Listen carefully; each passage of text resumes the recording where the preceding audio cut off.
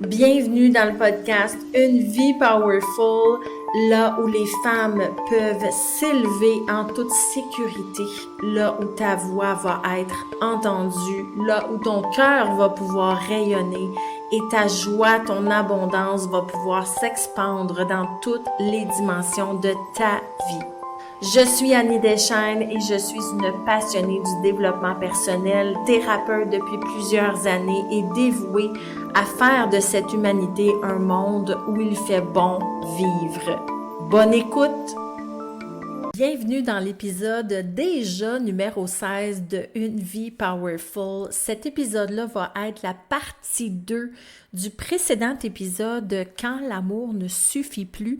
Donc, vous pouvez l'écouter même si vous n'avez pas écouté l'épisode 15. Ça va être quand même possible pour vous de suivre le sujet sans trop vous sentir perdu.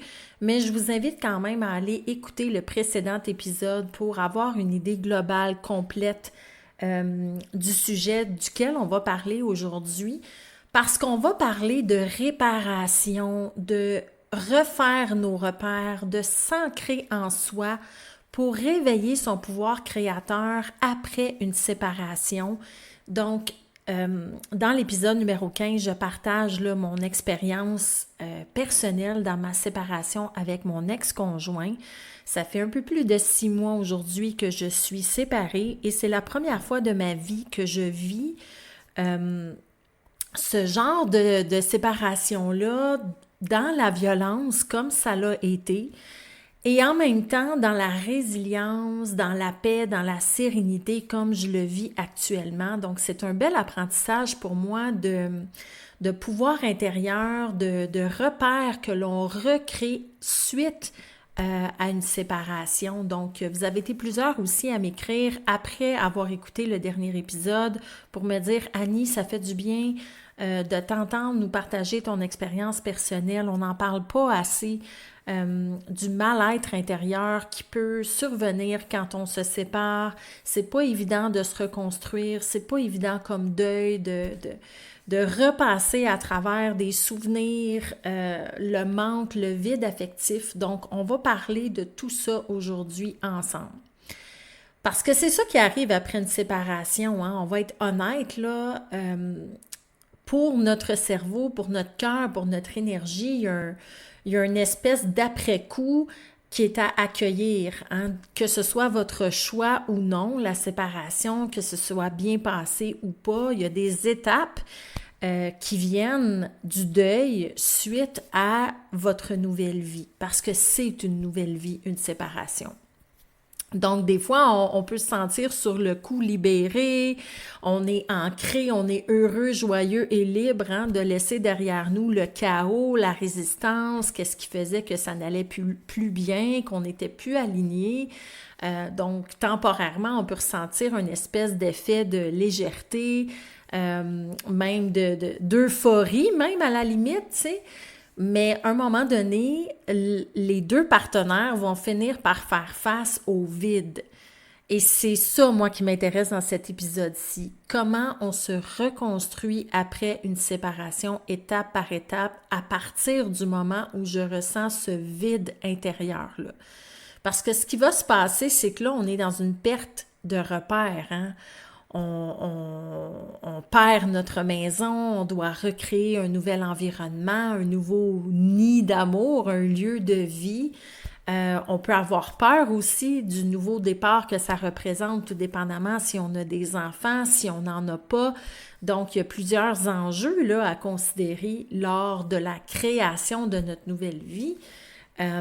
On peut avoir à se reconstruire financièrement, on peut avoir à se reconstruire énergétiquement, émotionnellement, psychologiquement. Donc, c'est tout un changement de vie, là, se séparer et se reconstruire. Donc, l'objectif de cet épisode-là, c'est comment je peux transformer ma rupture en renaissance.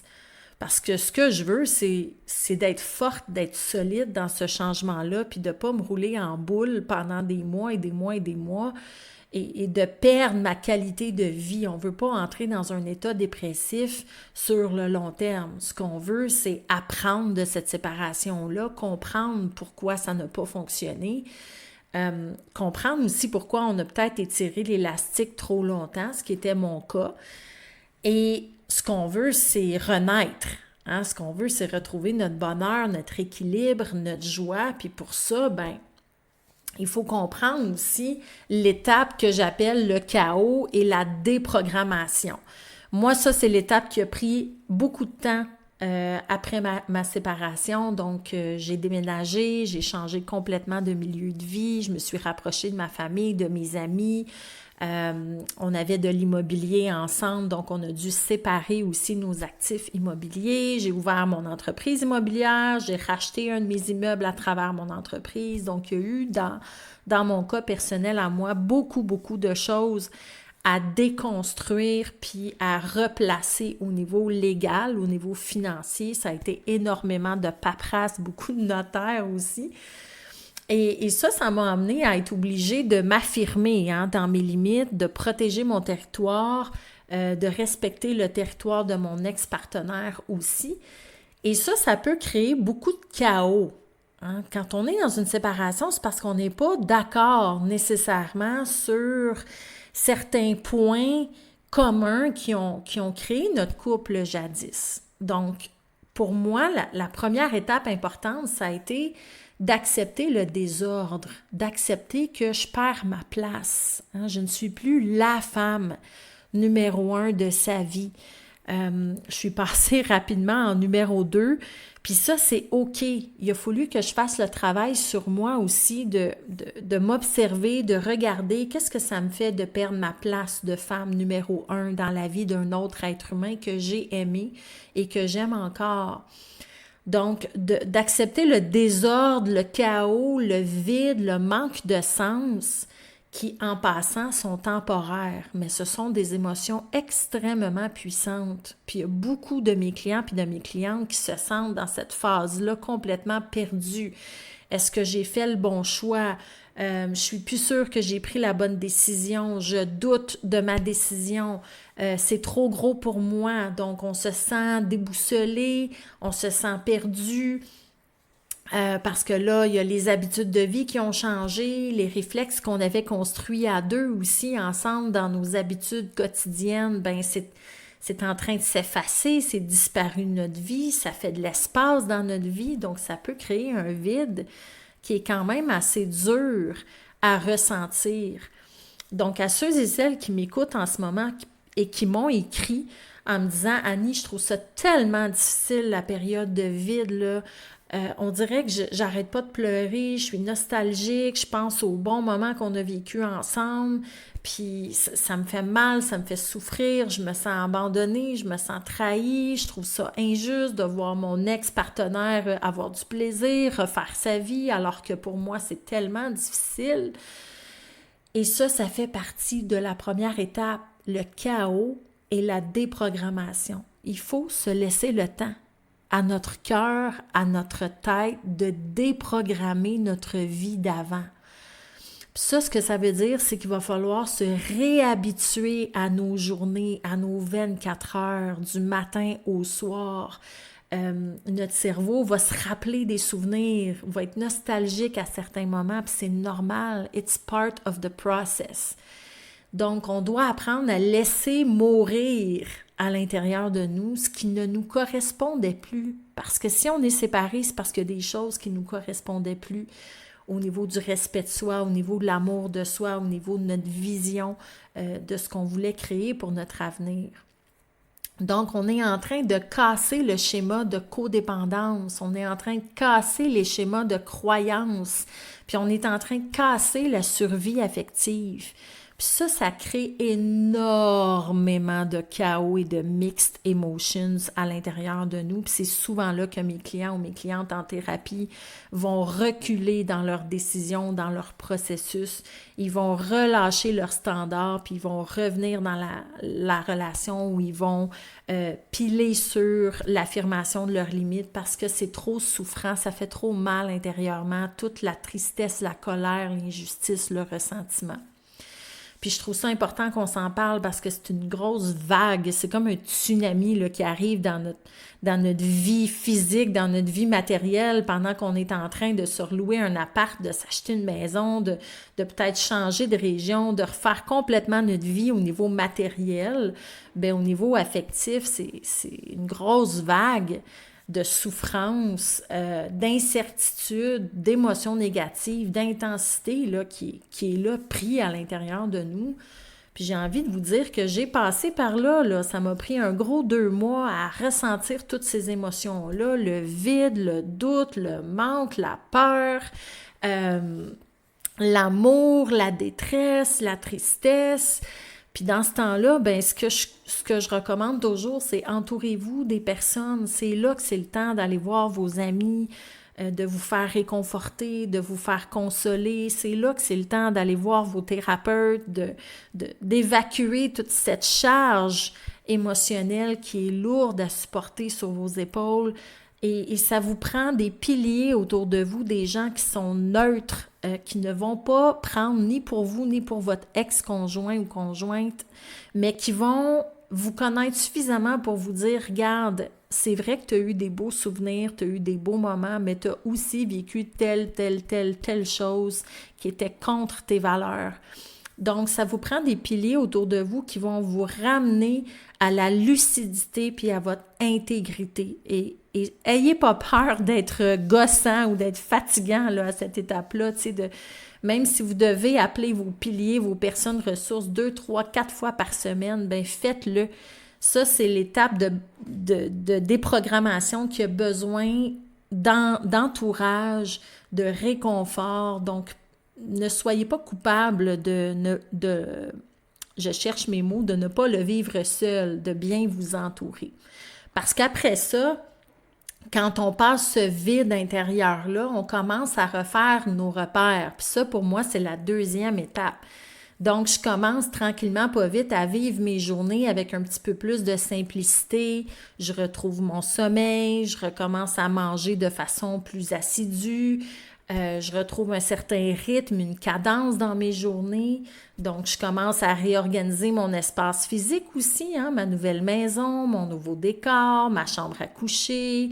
Donc, je laisse tranquillement aller les symboles du passé qu'on avait créés à deux, puis tranquillement, pas vite, je remplace ça par des nouveaux rituels de vie personnelle. Donc, quand je recommence à faire mes repères, ben c'est l'étape où je retrouve ma sécurité intérieure. Donc, j'ai cassé la codépendance qui me maintenait dans une relation qui n'était pas saine pour moi ou pour vous. Et là, ben, je retrouve mon autonomie intérieure. Donc, tranquillement, pas vite, dans l'étape 2, ben, c'est là que c'est important de se reposer la question, ben, j'aime quoi, moi, finalement? C'est quoi mes passions? Qu'est-ce que j'aime faire dans ma vie? Qu'est-ce que j'avais pas le temps de faire quand j'étais en couple parce que je priorisais mon couple?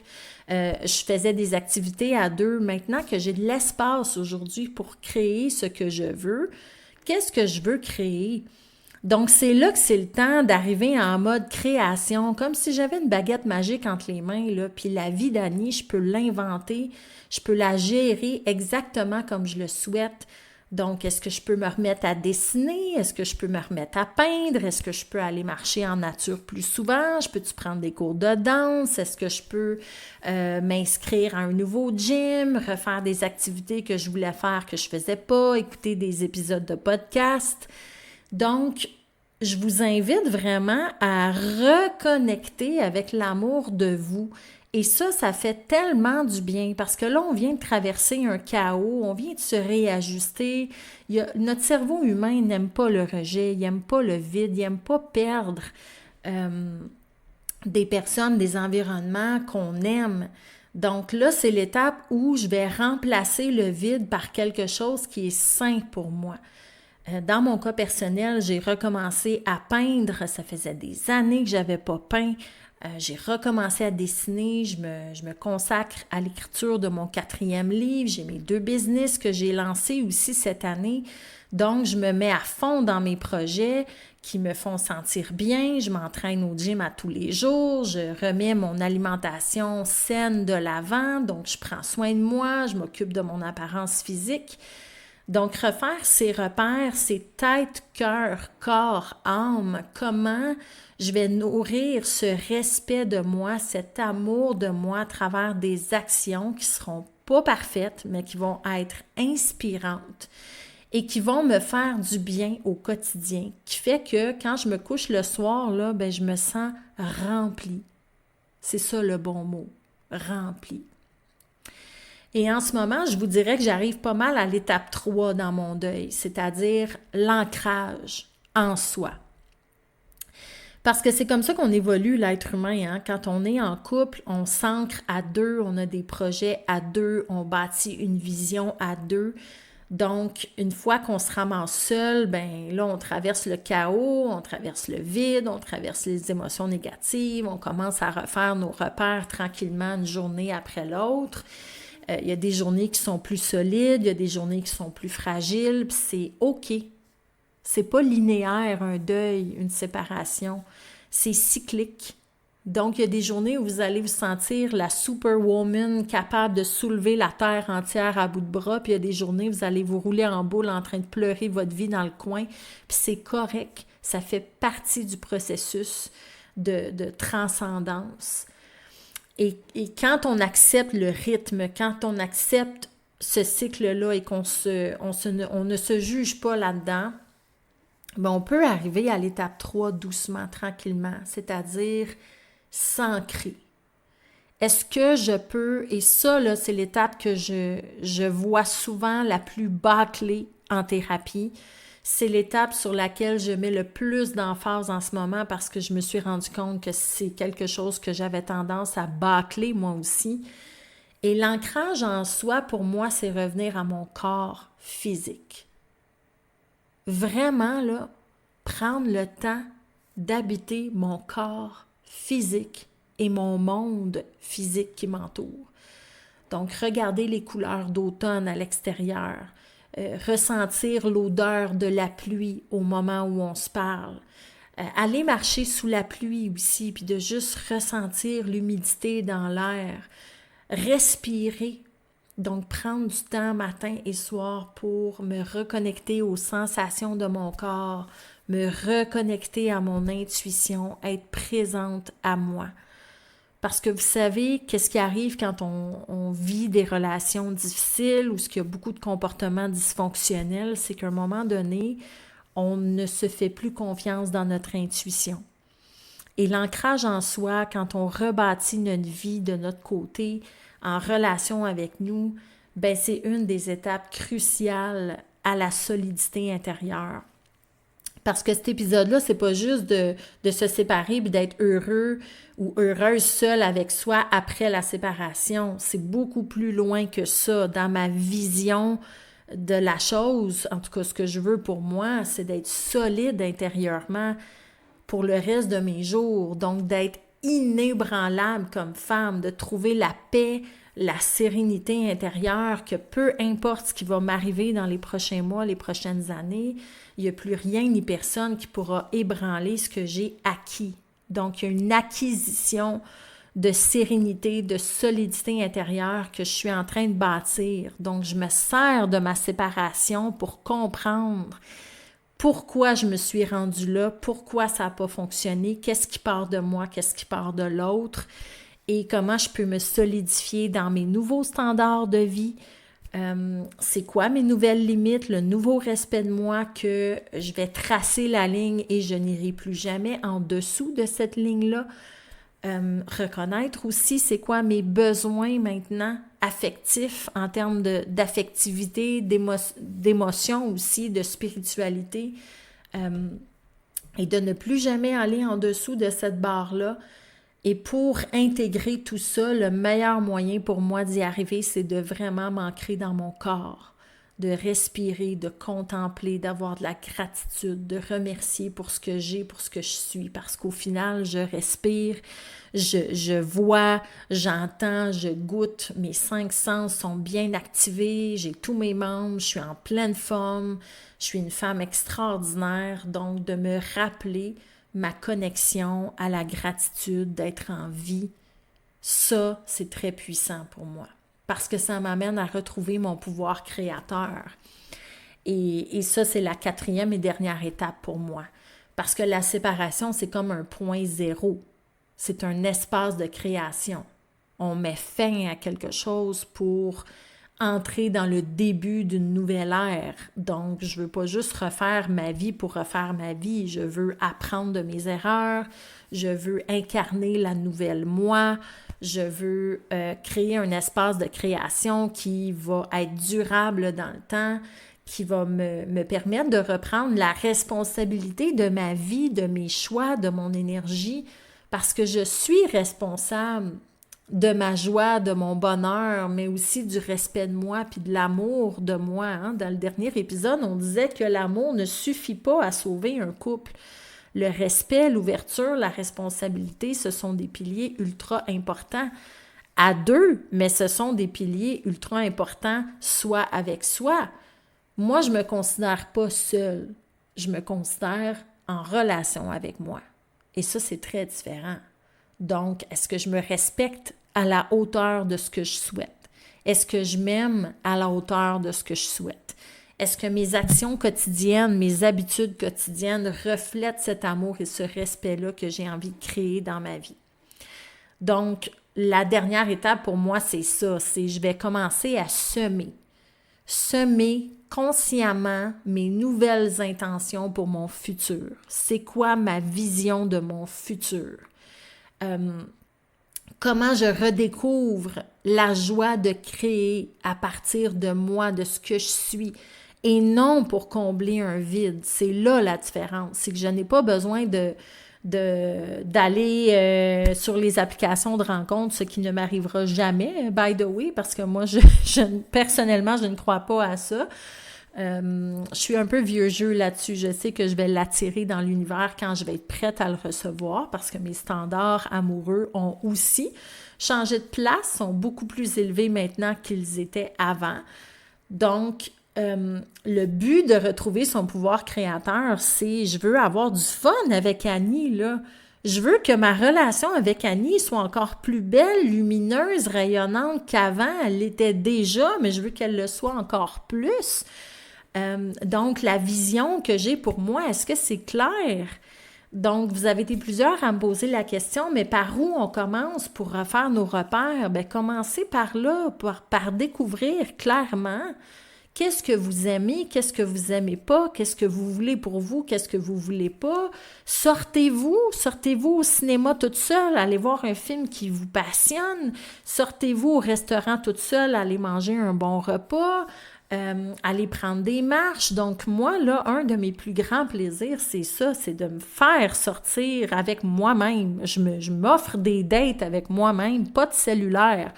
Je m'en vais juste vivre le moment présent en relation avec moi sans chercher à combler le vide ou l'espace qui se crée quand je sors seule avec moi. J'observe les autres couples, je me ressens, je prends le temps de déguster mon repas. Donc, c'est une super belle expérience à s'offrir. C'est quand la dernière fois que vous vous êtes regardé dans le miroir en vous disant « Wow, je te souhaite une belle journée. T'es vraiment belle ce matin. » C'est quand la dernière fois que vous vous êtes offert une date avec vous-même sans être stressé, sans avoir peur que ce soit long et plate, sans vous distraire sur votre cellulaire, juste d'être présente à vous. Et même de remercier la vie pour ce moment divin-là en votre compagnie. Parce que l'amour, là, est juste en train de changer de forme. Toute l'énergie, l'intention, l'amour, le temps que vous avez consacré à votre ex-amoureux ou amoureuse, maintenant, vous pouvez la canaliser en vous. Vous pouvez vous rendre plus fort, plus forte Dans vos choix, dans vos actions, dans vos décisions, vous avez une page blanche en avant de vous. Vous pouvez créer ce que vous souhaitez, ce qui vous ressemble vraiment. C'est le temps de faire le travail, d'élever vos standards, de travailler sur vous-même, puis de voir où est-ce que vous en êtes rendu dans votre vie, qu'est-ce que vous voulez plus, qu'est-ce que vous voulez semer dans le futur, qu'est-ce que vous laissez derrière vous, qu'est-ce que vous tolérez, ne tolérez plus, qu'est-ce qui vous fait vibrer finalement. Revenir à soi, là, c'est préparer la rencontre avec un amour encore plus libre, encore plus grand, puis encore plus conscient dans l'avenir. Et c'est ça le message de cet épisode-là aujourd'hui. C'est le vide que tu ressens là, peut-être au moment que tu m'écoutes actuellement, va devenir ta fondation de demain. Donc, ce que je te souhaite à toi, belle âme powerful, c'est de ne pas avoir peur de ce vide-là, de ce manque-là, de cette charge émotionnelle négative-là. Tu es une humaine, tu es un humain. Tu as aimé, tu as cru en l'amour, tu as eu mal, ça s'est pas terminé comme tu le souhaitais et c'est OK. Croire en l'amour, c'est un don de Dieu. C'est beau l'amour.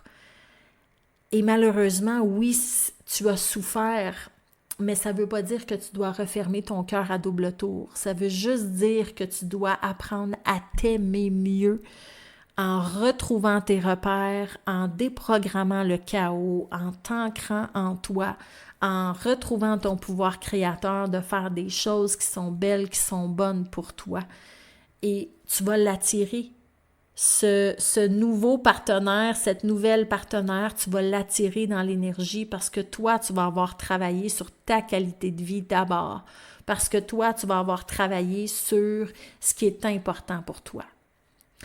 Alors, merci d'avoir été à l'écoute. Merci de partager cet épisode-là et on se dit à bientôt dans un prochain épisode.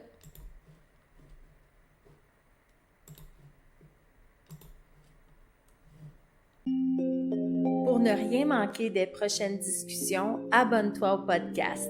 Tu peux aussi me partager ta gratitude en cliquant sur le 5 étoiles ou en laissant un témoignage sur ton écoute. Tu peux aussi me rejoindre au www.anniedeschênes.ca. Merci d'avoir été des nôtres aujourd'hui et je te dis à bientôt, belle âme powerful!